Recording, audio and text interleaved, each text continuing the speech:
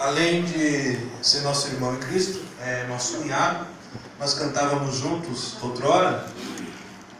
E ele também é líder do departamento da família ali em São Leopoldo Oeste, com o pastor Márcio.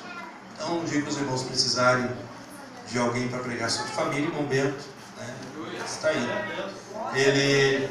A sua esposa não está, porque está num compromisso na União Feminina, lá na área de São Leopoldo, por isso que ela não pôde estar. Ela também louva o Senhor, os guri também louvam a Deus.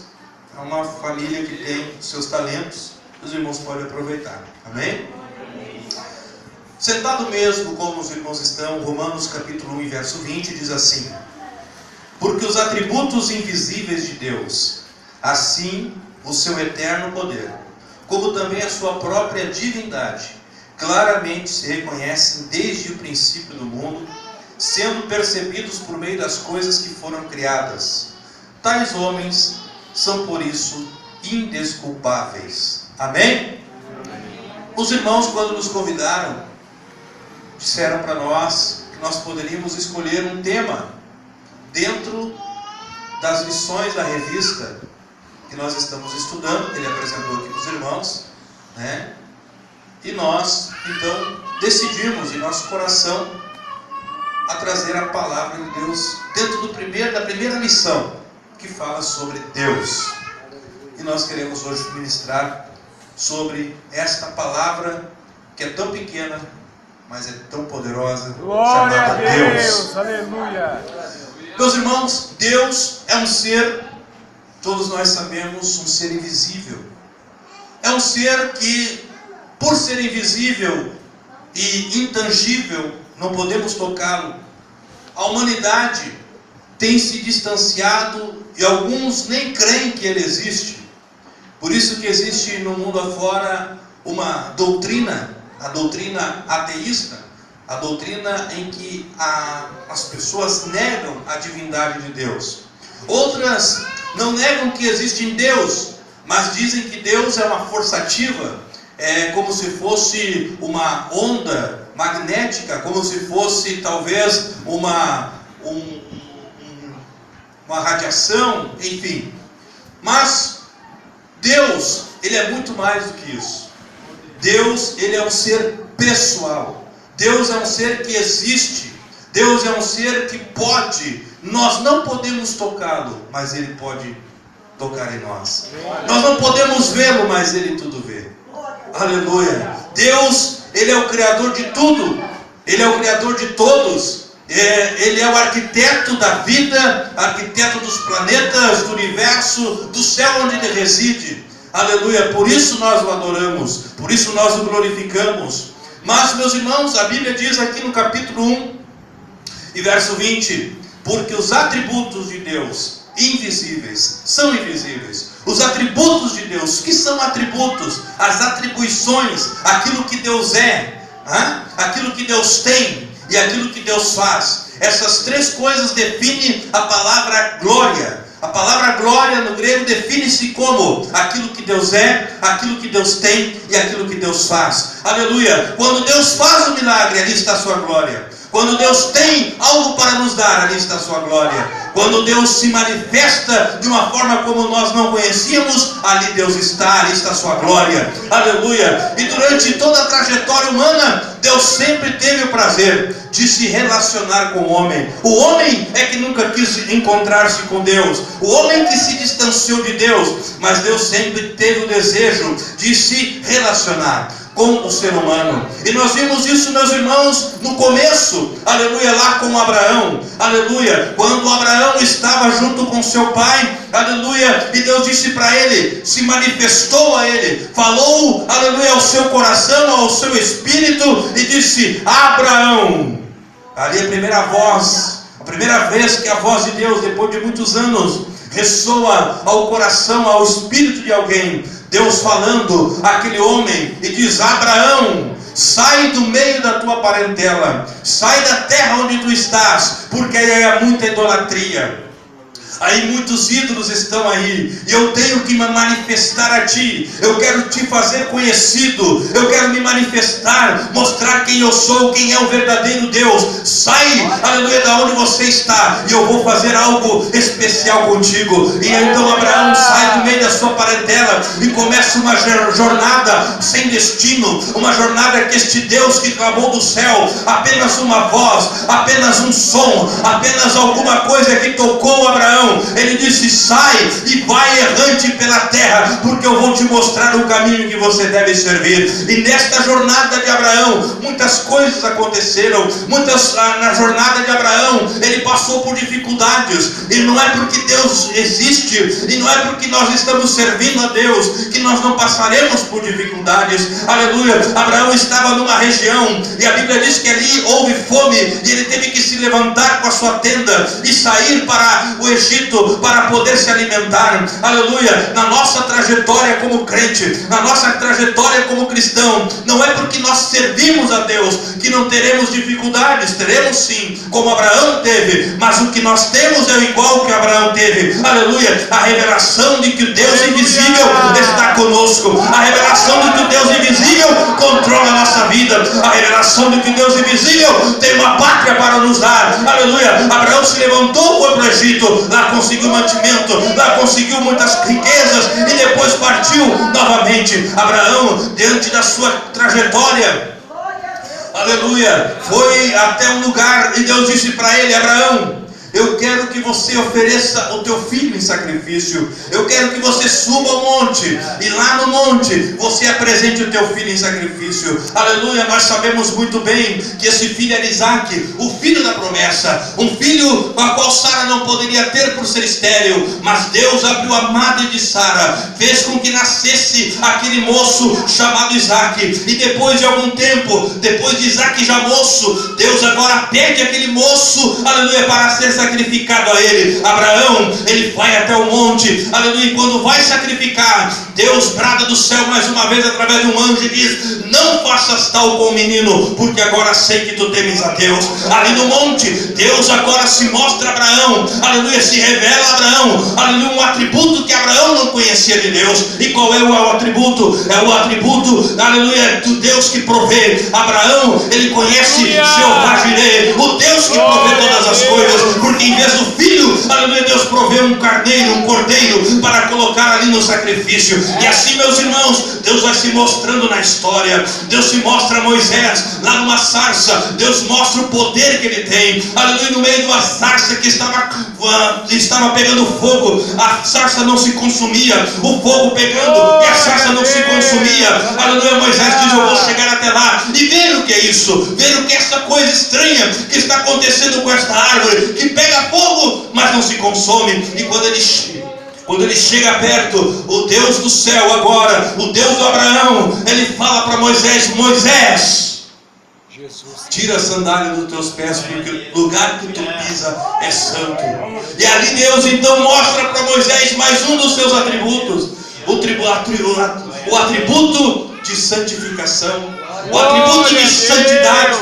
Ali Deus está mostrando: Moisés, não passe para cá sem antes te santificar. Nós não podemos conhecer a Deus sem ter uma vida de santificação. Nós não podemos ouvir Deus sem ter uma vida relacionada com Ele em santificação. E Deus então falou para Moisés: tira a sandália dos teus pés. Isso representando a carne, porque as sandálias eram feitas de couro de animais. E Deus estava dizendo: larga a carne, crucifica a tua carne, aleluia, deixa a carne de lado, porque para chegar perto de mim, você tem que estar em santidade, vocês têm que me conhecer num outro atributo que eu tenho, que é de santidade. Deus é santo, e isso a Bíblia já registra, aleluia, no livro de Isaías, quando diz que os serafins, aleluia, estão voando, aleluia, gritando, cantando, salmodiando e dizendo: santo, santo, santo é o Senhor dos exércitos. Ele é santo. A palavra do grego falar que diz que Deus é santo, a palavra grega para santo, aleluia, significa separado. Deus é separado. Deus é separado de tudo do mundo. Deus é separado do erro. Deus é separado do pecado.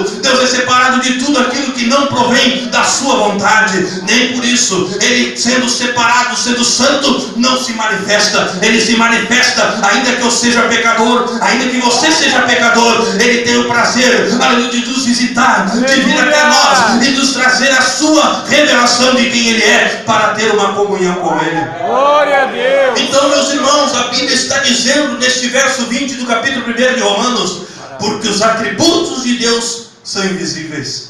Mas não é porque são invisíveis que ele não existe. Aqui está mostrando que pelo seu poder ele criou todas as coisas que nós vimos hoje. Aleluia. Poder também é uma das atribuições de Deus.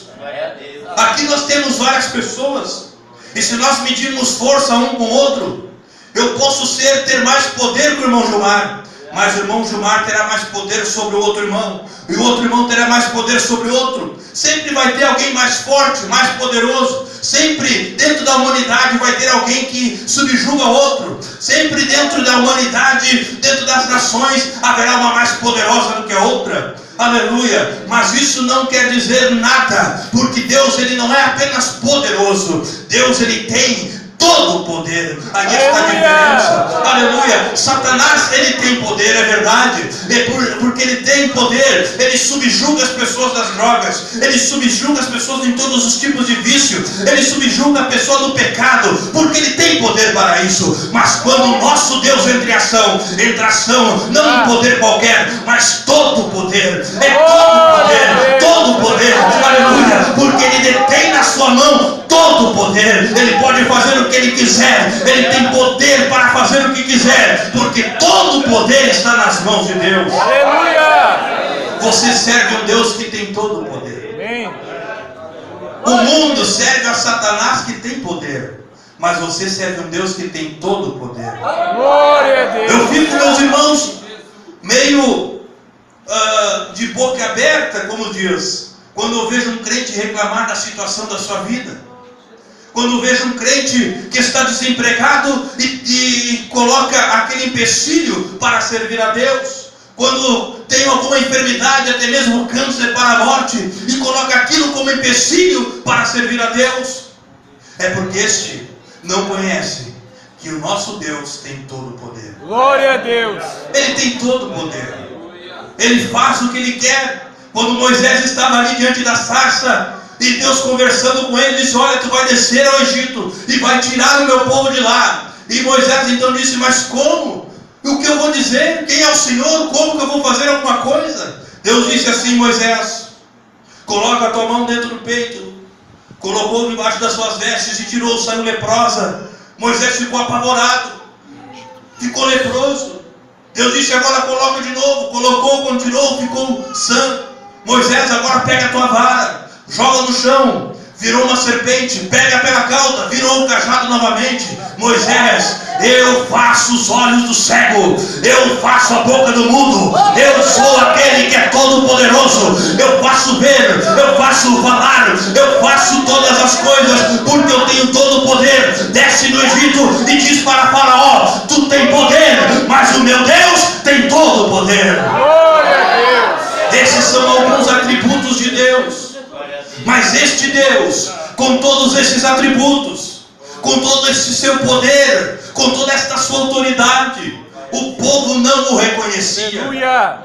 Embora o verso que nós temos lido diz: tais homens são por isso indesculpáveis, por tudo isso que Deus se mostra na natureza. Quem poderia articular um planeta girando em torno do Sol? Quem poderia articular que este planeta que gira em torno do Sol teria um satélite natural que gira em torno dele mesmo? Aleluia! Quem articularia que sem a Lua, a qual é esse satélite natural, as ondas do mar invadiriam as praias, invadiriam as cidades, mas alguém arquitetou e colocou uma Lua e diz: através daquela Lua o mar não pode passar para lugar nenhum. Quem poderia fazer tal coisa? Alguém de uma mente sobrenatural, de uma mente poderosa, de uma mente inteligente poderia criar isso. E sabe quem é que criou isso? Deus. Aleluia. Não foi um acaso. Aleluia. Aleluia. Quem poderia fazer um planeta como o nosso? Habitável, onde tudo cria-se, onde tudo brota, um planeta que se cair um meteoro sobre ele, aleluia, não atinge a terra, mas a própria atmosfera é um escudo que espatifa todo aquele meteoro e cai em pedacinhos. Quem poderia arquitetar isso? Quem poderia fazer uma proteção como essa? Deus, esse Deus da Bíblia, esse Deus que a Bíblia está dizendo que os homens veem essas coisas acontecer, não crê nele, mas são indesculpáveis, porque ele existe e ele é que fez essas coisas.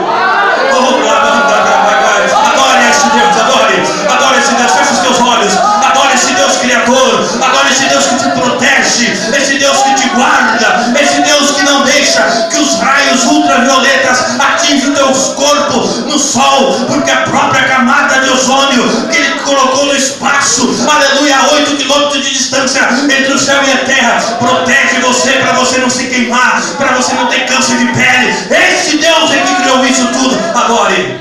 Aleluia. Adore. Diga para Deus: obrigado por o Senhor existir, obrigado por eu te conhecer, obrigado por eu te servir, ó Deus querido. Deus, uma palavra tão pequena, uma palavra tão adorada, mas também tão blasfemada, mas nem por isso ele deixa de nos amar. A Bíblia, meus irmãos, diz que uma certa altura da existência de Deus e da vida na humanidade, Deus diz: eu queria me comunicar com este povo, eu queria fazer alguma coisa com o ser humano, porque eles não me reconhecem.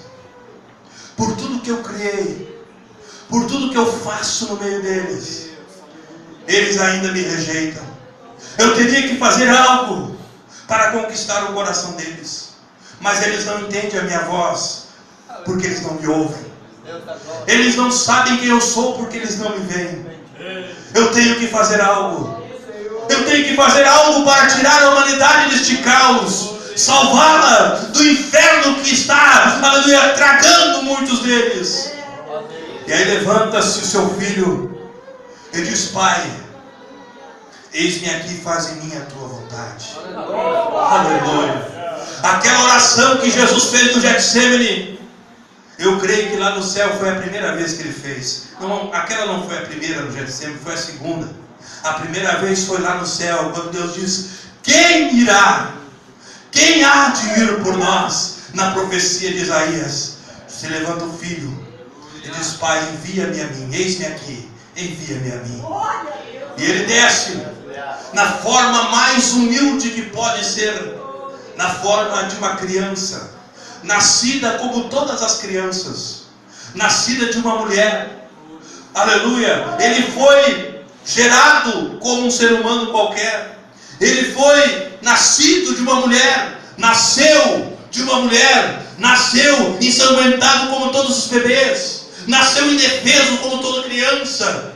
Mas mais do que isso, nasceu pobre.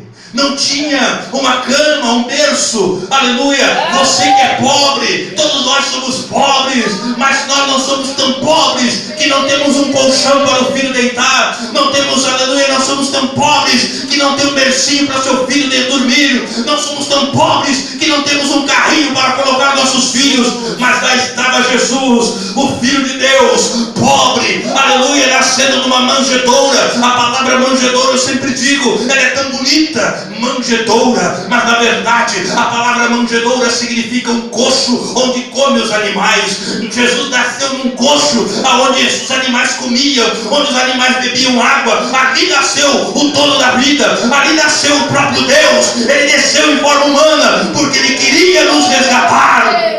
Glória a Deus. E aí começa a sua trajetória. Começa a trajetória do Deus encarnado, do Deus que queria salvar a humanidade, do Deus que queria se manifestar agora com outros tipos de atributo, mas agora não invisíveis, agora com atributos visíveis. Agora ele queria mostrar que ele estava ali, que o dono da eternidade se subjugou ao tempo. O O dono da vida se subjugou ao próprio nascimento. O dono do homem se fez homem. Deus maravilhoso. E ele desce e se subjuga tudo quanto a humanidade está subjugada. E aos 30 anos, mais ou menos, ele começa o seu ministério messiânico. Começa curando enfermos, ressuscitando mortos, atributos que até então não se viam, coisas que não poderiam ser feitas por homem algum. Um cego de nascença, aleluia, torna, ou seja, vê coisa que ele nunca tinha visto, coisa que ele nunca poderia ter acontecido. Um cego de nascença não sabia o que era uma cor azul. Um cego de nascença não sabia o que era céu, não sabia o rosto da sua mãe, não conhecia o rosto do seu pai. Mas chega o Deus encarnado, aleluia, e toca na sua vida. Ele recupera a sua visão e começa a ver todas as coisas inacreditáveis, atributos que somente um Deus poderia fazer. Aleluia. Um Deus que não tinha carro do ano, mas caminhava a pé até a cidade de Naim, porque sabia que lá estaria uma viúva carregando o seu último filho para a sepultura, o seu único filho.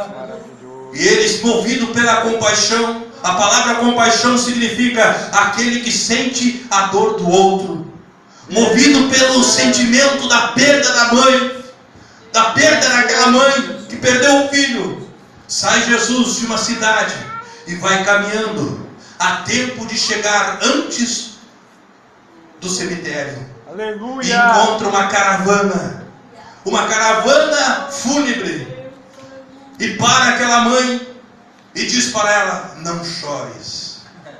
Como não chorar? O marido já tinha morrido. O filho mais velho é que provia para dentro do lar, para dentro da casa. E ali estava ele dentro, ou em cima de um esquife. E chega um homem e diz: não chores. Mas só que aquele não era um homem, aquele era Deus. Aleluia. Quando Deus vem a nós e diz: não chores, seque tuas lágrimas, porque é um milagre para acontecer. Se você veio aqui, aleluia, com os teus olhos descendo lágrimas, dizendo: eu vou lá na igreja, não tenho mais nada a perder mesmo, já fui no Batuque, já fui em Candomblé, já fui em Centro Espírita, já rezei a Maria, aleluia, nada aconteceu, eu vou lá naquela igrejinha, aleluia, e vem chorando para cá. Eu quero te dizer, se ele te tocar e dizer: não chores, algo vai acontecer na tua vida. Aquela mulher que saía da cidade de Naim encontrou-se então com aquele homem e disse: não chores. E parou o enterro e tocou aquele moço e disse: levanta-te. A manifestação do poder de Deus. O Deus que era invisível agora estava em carne e osso. O Deus que pela sua palavra fez todas as coisas, pela sua palavra ressuscitou aquele moço. E de um culto fúnebre virou um culto de louvor. Voltaram, não foram até o cemitério. Jesus não chegou, não deixou chegar até o cemitério, mas fez mudar o curso daquele culto. Era um culto fúnebre, era um culto de desespero, mas agora virou um culto de louvor, agora virou um culto de adoração, agora virou um culto de milagre, porque o dono da vida estava ali.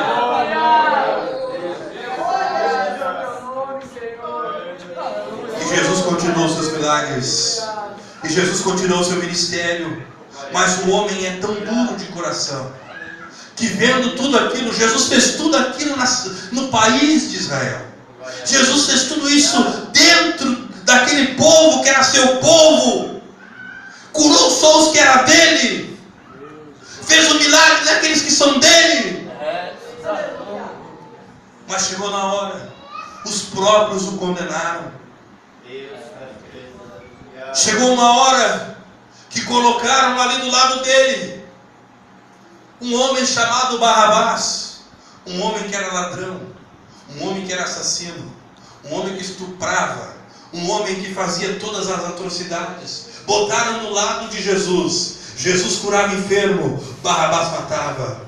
Jesus curava cego, Barrabás estuprava. Jesus multiplicava pão e peixe, Barrabás roubava das pessoas. Estava ali dois tipos de pessoas. Estava ali duas tipificações, o bem e o mal. Estava ali Satanás e Deus. Estava ali, aleluia, a personificada em Jesus e em Barrabás, aquilo que o homem deve escolher. Pense nisso. Estava ali na frente de todo o povo de Israel a personificação de duas escolhas. A personificação do diabo e de Deus. A personificação do bem e do mal. E aí eu me lembro de Moisés, lá no monte, antes de partir, antes de ser tomado, de morrer. Ele dá o seu sermão lá em Deuteronômio e diz: olha, eis que vos ponho a bênção e a maldição, a vida e a morte. Escolhei a vida para que vivam. Parece que isso ressoa lá em Jesus. Lá em Jesus, lá no pórtico de Salomão, Jesus ensanguentado, com a coroa de espinho, maltratado, lanhado de tanto apanhar de açoites. Aleluia. E do seu lado Barrabás. Do lado dele Barrabás, sadio. Barrabás, sem nenhum fermento. E aí vem Pilatos, que representa a consciência, e diz: escolhei para vós quem vocês querem, Jesus, o rei dos judeus, ou Barrabás, a quem você já conhece? Aleluia. E essa cena se repete em cada culto. Escute isso, você que é visitante. Essa cena se repete em cada culto. Quando nós dissemos assim: quem quer aceitar Jesus? E você fica no banco, você diz: eu quero Barrabás. A tua consciência pergunta: o que tu queres? Servir Jesus ou Barrabás? O que tu queres? O bem ou o mal? O que tu queres? Deus ou diabo? Culto do ensino. Campanha de ensinamento. Hoje você vai aprender uma realidade espiritual. E quando o pregador diz assim: você quer aceitar Jesus e você não faz nada, você está dizendo: eu quero Barrabás, eu quero o mal, eu quero o diabo. Mesmo que você não diga nada, mesmo que você oculte palavras, ao seu ocultar já está dizendo quem você quer.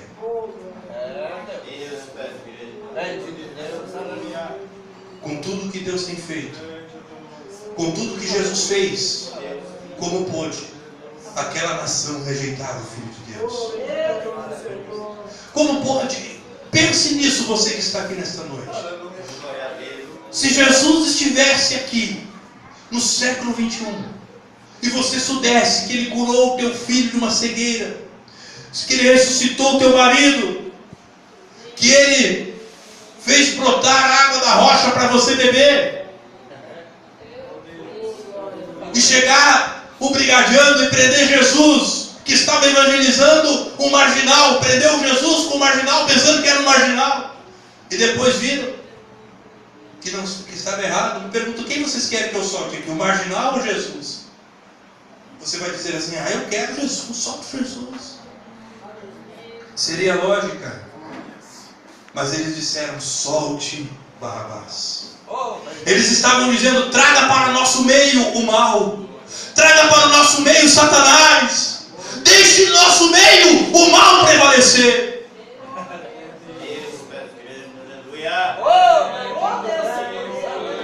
E mataram o dono da vida, mataram o dono do milagre, mataram o dono da bênção. mataram a esperança da salvação. Você pode ver a tamanha barbaridade que aconteceu. Aqueles atributos que diz a Bíblia no capítulo 1 e verso 20 de Romanos, porque os atributos invisíveis de Deus agora não estavam mais invisíveis, se manifestou no Filho. Os atributos que eram invisíveis tornaram a ser vistos pelo homem. E quando foi para o homem escolher ficar com os atributos de Deus, ficar com a bênção de Deus, eles disseram: eu quero Barrabás. Mas nesta noite, o Pilatos da consciência está aqui de novo. Nesta noite está colocado de um lado Jesus e do outro o Barrabás. E nessa noite eu vou fazer a mesma pergunta que o Pilatos fez. Mas para isso eu quero que você se coloque de pé. Quem você quer na tua vida? Quem você quer que volte contigo para casa? Quem você quer que cure a tua enfermidade? Quem que você quer que mude a tua vida? Quem que você quer que tenha emprego na tua casa? Quem que você quer que mude a tua história? Jesus ou Barrabás? O bem ou o mal? Deus ou o diabo? E a tua escolha nesta noite, ela é simples de dar resposta. Porque a resposta dela não será por palavras. A resposta dela será por uma atitude. Coloca o número 2 para nós cantar aí. Vamos cantar Folha do Vento. A resposta não vai ser com palavras que você vai dar, mas vai ser com uma atitude, com uma ação. Eu só vou perguntar uma vez e nós vamos cantar. Enquanto eu canto, você responde com a tua atitude. Eu quero perguntar: quem quer levar Jesus para casa, vem até a frente. Quem quer ficar com Barrabás em casa, fica onde está. Somente esta pergunta eu deixo para você. Aleluia! Eis que ponho diante de vós a bênção e a maldição, a vida e a morte. Escolhei a vida para que viva. Aleluia! Era alegria, a tristeza. Olha onde vem Jesus. Onde Cristo chegar. É isso que Ele quer para você. A dor e a agonia, tudo isso Ele estava. Transformou água em vinho, ensinou o caminho, seu poder demonstrou. Ele deu vida a Lázaro e a filha de Jairo ressuscitou. Olha o que Ele faz. Ele acalmou a fúria do vento, o mar obedeceu, pois reconheceu a voz do criado. Ele chegou, aqui está presente, e nós vamos pedir, e o poder vai cair sobre toda essa gente. Aleluia! Eu glorifico a Deus porque tem pessoas aqui que querem levar a vida para casa. Eu glorifico a Deus porque você escolheu a melhor parte. Você escolheu a coisa certa. Fique com Jesus. Largue Barrabás. Zaqueu, em sua casa entrou, juntos foram à mesa. Onde Jesus está tem milagre, meu irmão. Teve que esperar o anjo agitar o tanque de Betesda. Foi só ele chegar. Foi só ele chegar, com poder ordenar, e o enfermo sarou. Assim aconteceu, ao cego Bartimeu novos olhos ganhou. Ele acalmou a fúria do vento, estremeceu, pois reconheceu a voz do Criador. Ele chegou, e aqui está presente. Irmãos, vamos pedir, e o poder vai cair sobre toda essa gente. Aleluia. Ele chegou, ele chegou. Fecha os teus olhos, porque ele chegou. O seu poder está aqui, veja. Não é um poder